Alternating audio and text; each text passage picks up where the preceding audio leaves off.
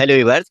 आपके सामने यहाँ पर देखो एक लिस्ट खुला हुआ है जो ऊपर से नीचे आपको देखने को मिल रहा होगा। यहाँ पे बहुत सारी चीजें हैं। ये सभी चीजें इनका यूज करके अक्सर आप टैली में कोई भी लेजर बनाते होंगे। अब सवाल आता है कि इन सब चीज का कब कब यूज होता है उसे हमें समझना होगा। और ये जो वीडियो है ये कुछ पार्ट्स में बनेंगे क्योंकि टॉपिक बहुत बड़ी है। आप हर चीज को आपको अच्छी तरीके से डिटेल में मुझे समझाना भी है। तो हम शुरुआत करते हैं और देखते हैं कि आज के टॉपिक में कितने चीज कवर हो पाते हैं और बाकी चीज को अलग अलग। तो इसे हम वहां पर ले आते हैं जहां पर ऐसा काम है क्रिएट में और ये लेजर में। अक्सर आपको यहीं पर कुछ भी लेने के बाद आपको यहाँ पर सोचना पड़ता है कि क्या चीज आएगा। अब मैं इसको थोड़ा से साइड ले लेता हूँ। ये साइड में चला गया। अब यहाँ पर आके हमें कुछ चीजें सोचनी होती है कि अब क्या क्या चीजें ले। कुछ चीज तो हमारे लिए सरल होती है पर बहुत सारी चीजों को सोचना पड़ता है। जैसे सबसे पहले आप ले लें, अगर कोई बैंक का नाम लिख रहे हैं आप इस वक्त, अगर आप ध्यान दें, जैसे मैं एसबीआई लिख रहा हूँ तो यहाँ पर 100% बैंक ही आएगा। यानी आप बैंक से रिलेटेड कोई भी एंट्री करते हो तो यही वाला ऑप्शन आएगा। लेकिन उसके अतिरिक्त यहाँ पे बैंक ओसीसी और बैंक ओडीडी दिया हुआ है। तो हमें पहले समझना होगा कि बैंक ओसीसी और बैंक ओडीडी क्या होता है। बैंक के बारे में ज्यादा डिटेल की जरूरत नहीं है, ये आप एंटर करोगे तो बैंक की एंट्री आपकी आएगी और बैंक से रिलेटेड जितने मैटर होंगे। लेकिन अगर हम सवाल करते हैं उसके नीचे जो ऑप्शंस हैं इनको हम बहुत कम यूज करते हैं और बहुत कम देखते हैं। तो हमें समझना होगा कि क्या ये दोनों एक हैं या दोनों अलग अलग हैं। तो इसको समझने के लिए हम फिर से बाहर निकलते हैं, ये अल्टर में आते हैं और ये ग्रुप में आते हैं। इस वक्त मैं बैंक ओसीसी में एंटर कर रहा हूँ तो हमें देखने को मिलता है कि अंडर में ये लोन एंड लायबिलिटीज के अंदर में है। और बैंक ओडीडी ओपन करता हूँ तो आप देखोगे सेम चीज खुल रहा है। बैंक ओसीसी से भी सेम चीज खुल रहा है और बैंक ओडीडी से भी सेम चीज खुल रहा है। इसका सीधा मतलब है कि अगर आप लेजर बना रहे हो और लेजर में कुछ भी चीज एक्स वाई जेड कुछ भी लिख रहे हो और अंडर में अगर आप बैंक ओसीसी या बैंक ओडीडी यूज करते हो, इसका मतलब दोनों का एक ही होगा। अब सवाल है कि बैंक ओसीसी और ओडीडी क्या होता है, तो पहले मैं कोई एक लेता हूँ। देखो ऑटोमेटिक यहाँ पे ओडी आ गया। यहाँ पर आपको कुछ चीजें दिखाई देंगी, मुझे जगह चेंज करना पड़ेगा। जहाँ पर आपको कुछ चीजें दिखाई देंगी जिसमें आपको लिखा हुआ है कि सेट ओडी लिमिट। आप अक्सर क्रेडिट कार्ड या भी बहुत सारी चीजों को यूज करते होंगे, जैसे कि क्रेडिट कार्ड होता है और बहुत सारी चीजें मिलती हैं जिसमें आप कुछ चीजें एक्सपेंस कर सकते हो। तो अगर आप कुछ ऐसी एंट्री कर रहे हो जिसका कनेक्शन क्रेडिट कार्ड से है तो आप यहाँ पे अपने लिमिट को तय कर सकते हो। जैसे मैं छोटा सा अमाउंट यहाँ पे लिखता हूँ, कोई भी कार्ड लिख देता हूँ, बैंक उससे लेता हूँ और 10,000 उसकी लिमिट को सेट कर देता हूँ। अब मैं अकाउंट नंबर जो डालूंगा, जिसका कार्ड है, जहाँ का है, जिस बैंक का है, वो सब मैं डिटेल डालूंगा। और यहाँ पे पूरा एंट्री उसके नाम का होगा, कौन से बैंक का नाम है, उसका एड्रेस वड्रेस सब चीज लिखा जाएगा और उसके हिसाब से एंट्री होगी। आप ध्यान में रखेंगे आज का मेरा जो टॉपिक है वो प्रैक्टिकल वाइज नहीं है, यानी इस कार्ड की एंट्री करने से क्या रिजल्ट आएगा ये आपको इस वक्त मैं एक्सप्लेन नहीं कर रहा हूँ। लेकिन अगर आपको इससे रिलेटेड कुछ जानकारी चाहिएगा तो जरूर आप कमेंट करेंगे, मैं इससे रिलेटेड वीडियो जरूर बनाऊंगा। और आप लोग अगर रिक्वेस्ट जैसे रहता है, ज्यादा कमेंट रहता है तो मैं उसको ज्यादा फोकस करता हूँ, नहीं तो इसका भी समय आएगा, ये बनेगा। तो आप ध्यान में रखेंगे कि अक्सर आप जब भी यहाँ पे कोई ऐसा लेजर ले रहे हो, यानी कोई ऐसा एंट्री कर रहे हो जिस पर वो बैंक का ही हो और बैंक आपको क्रेडिट लिमिट दे रहा है आपका कि आप कितना ओवरड्राफ्ट कर सकते हो और क्रेडिट कैश कर सकते हो, मतलब कितना आपकी लिमिट है, जिससे आप बैंक में पैसा हो या ना हो फिर भी आप उसको आप चीजों को एक्सपेंस कर सकते हो, उस पैसे को यूज कर सकते हो। इसको बाद में पेमेंट आपको ही करना होगा। तो ऐसे मैटर के लिए आपको बैंक ओडीडी लेना पड़ता है। फिर हम ले लेते हैं एक्स वाई जेड और इंटर करते हैं और इस वक्त देखते हैं कि ब्रांच एंड डिवीजन नाम से क्लियर है। नाम से क्लियर कहने का मतलब है कि अगर आप अपना कोई ब्रांच ओपन कंपनी बन रही है तो आप चाहते हो कि वहां पर एक ब्रांच, अक्सर ब्रांच क्या होता है कि कस्टमर उस एरिया के बहुत ज्यादा हो जाते हैं तो उनको यहाँ पर आना पड़ता है। तो इसीलिए वहां पर एक ब्रांच खोल देते हैं ताकि वहां के कस्टमर लोग को हम कवर कर सकें, या फिर और भी चीजें होती हैं कि किसी खास एरिया के कस्टमर को हम कवर करना चाहते हैं तो ब्रांच वहाँ ओपन करते हैं। तो आप ब्रांच को तभी यूज करें जब आप किसी अपनी कंपनी का ब्रांच को डिवाइड कर रहे हैं। और कैसे एंट्री करेंगे इसके बारे में इस वक्त मैं नहीं ले रहा हूँ, लेकिन जल्द ही इन सब चीज के बारे में, इन हर एक चीज के बारे में मैं एक वीडियो लेने वाला हूँ। नेक्स्ट आते हैं कैपिटल, जिसको आप बहुत बार एंट्री कर चुके हो। जब भी आप कंपनी में कैश डालते हो तो एंट्री करते हो। और कैश इन हैंड, कैश को समझने के लिए आपको यहाँ पे अपने अल्टर अल्टर में आना होगा, लेजर में होगा। और ये जो कैश दिख रहा है इसके अंदर कैश इन हैंड बना होता है, यानी आपको इसको लेना नहीं पड़ता, आप चाहे तो यूज भी कर सकते हो जैसे आपकी इच्छा है।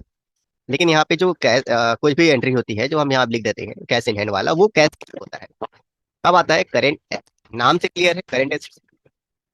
देखो सिंपल में समझ लो कि आपकी कंपनी इस वक्त चल रही है और आपकी इस वक्त कंपनी में कोई ऐसा चीज जो संपत्ति तो है लेकिन अगले ही समय में आपकी संपत्ति नहीं हो सकती, मतलब कुछ भी हो सकता है, वापस चला जा सकता है, तो उससे आप करंट एसेट्स कर सकते हो। देखो वैसे तो करंट एसेट्स के लिए बहुत सारे मैटर होते हैं।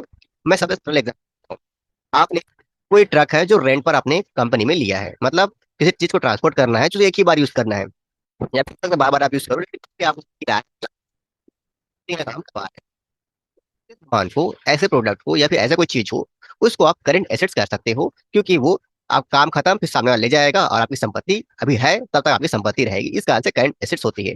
ऐसा ही एक मैटर होता है कंपनी का स्टॉक। आपका स्टॉक भी एक तरह की करेंट कभी वो सेल हो सकती है, जब तक है तो आपके संपत्ति, जब नहीं है तो सेल्स है। तो अगर कोई ऐसा मैटर आता है जो इस वक्त करंट करंट पोजीशन पर आपकी संपत्ति है, लेकिन अगले ही समय में वो वहां से हट सकती है, तो उसको आप करंट एसेट के रूप में आप रखें। करंट लायबिलिटीज, अगर आपने करंट एसेट्स को समझा है तो आपको लायबिलिटीज को भी समझना होगा। करंट लायबिलिटीज का मतलब क्या है? देखो, लायबिलिटीज का मतलब होता है कर्ज या फिर कोई भी आपकी लेनदार या जो देनदारी बची हो उससे कनेक्शन होता है इस चीज का।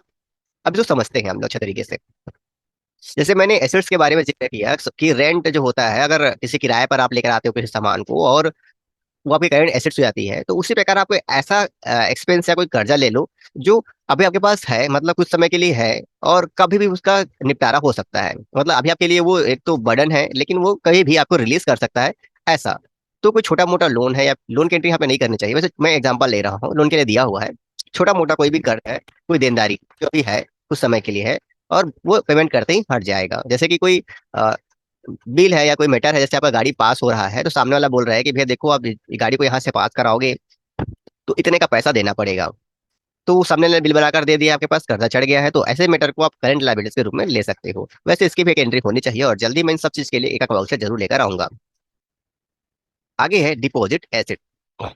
अब डिपॉजिट एसेट्स का मतलब होता है कि संपत्ति जो कैश भी हो सकता है और कुछ सामान भी हो सकता है, जिसको आप कंपनी के किसी स्पेशल समय के लिए बचा कर रखना चाहते हो। मान लो आप कोई पैसा है काम आने वाला है, तो उस या फिर अपनी कंपनी का हर महीने का जो लाभ होता है उसमें से कुछ पैसा आप चाहते हो कि वो डिपॉजिट रहे कहीं पर, बैंक में नहीं, अपने ही कंपनी में रहे, लेकिन डिपॉजिट के रूप में रहे, तो आप उस एंट्री को डिपॉजिट एसेट के रूप में ले सकते हो। तो इस वक्त मैं यहाँ पे कोई वाउचर तो नहीं कर रहा हूँ, लेकिन आपको जल्द ही इन सब चीज के बारे में वाउचर देखने को मिल जाएगा, क्योंकि इंपॉर्टेंट मैटर्स है और बहुत कुछ सीखने को मिलेगा।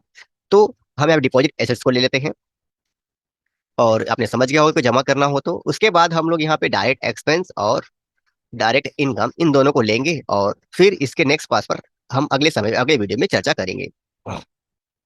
देखो, कुछ किसी चीज को ना डायरेक्ट एक्सपेंस करना हो तो इसके लिए मैंने एक वीडियो बनाया हुआ है जहाँ पे आपको क्लियरली समझाया है कि कोई भी एक्सपेंस होता है वो डायरेक्ट क्यों होता है।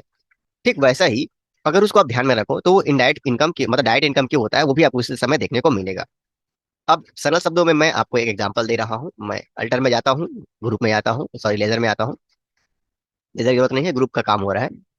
अब मैं डायरेक्ट को इंटर करता हूँ, आप लोग ध्यान से देखिएगा, यहाँ पर एक जगह पे यस है, और एक बार इन डायरेक्ट इनकम को भी इंटर करता हूँ जो यहाँ पर यस है।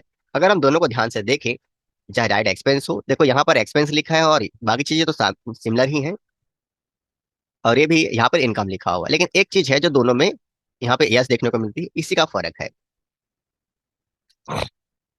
अगर कोई ऐसी एंट्री, अगर कोई ऐसा ट्रांजेक्शन जो आपकी कंपनी के ग्रॉस प्रॉफिट को इफेक्ट करता हो, ग्रॉस प्रॉफिट को इफेक्ट करने का मतलब है सामान खरीद के बेचने के जो एंट्री होती है और उसके जो पैसे हैं उसको इफेक्ट करता है, तो ऐसी एंट्री को हम लोग को डायरेक्ट एक्सपेंस लेना होगा। इसका तो ऑलरेडी वीडियो बना हुआ है, आप कमेंट में लिखेंगे तब भी आपको पिछले वीडियो देख लेना चाहिए, जहाँ पे सैलरी वाली बहुत सारी चीजों पर इसके एक्सप्लेन किया गया, अलग अलग वीडियो बने होते हैं प्रॉब्लम सेट, उसमें इसका जिक्र किया गया है मैंने।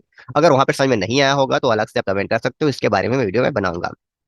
तो आज हमने कितने चीजों के बारे में जाना, आज हम जाने यहाँ पे ऊपर बैंक से लेकर नीचे डायरेक्ट आपके इनकम तक को। और इनकम तक को कहने का मतलब है कि मैं फिर से बता दूं, ऐसा कोई एक्सपेंस जो ग्रॉस प्रॉफिट को इफेक्ट कर रहा है, इसके लिए वीडियो बना हुआ है, और नहीं समझने पर इसके लिए हम वीडियो बनाएंगे। और आने वाले इसके नेक्स्ट पार्ट में हम लोग और भी देखेंगे कि और जो नीचे ड्यूटी एंड टैक्स है इन सब का कहाँ कहाँ यूज होता है, और समझेंगे। तो आज के लिए इतना ही। अगर ये जानकारी हमारी अच्छी लगती है तो हमारे चैनल को लाइक एंड सब्सक्राइब करें। हम जो भी चीजें बताएंगे आपको डिटेल से बताएंगे, भले समय लगे या वीडियो लंबा क्यों ना बने। तो आज के लिए इतना ही, मिलते हैं किसी अलग वीडियो पर।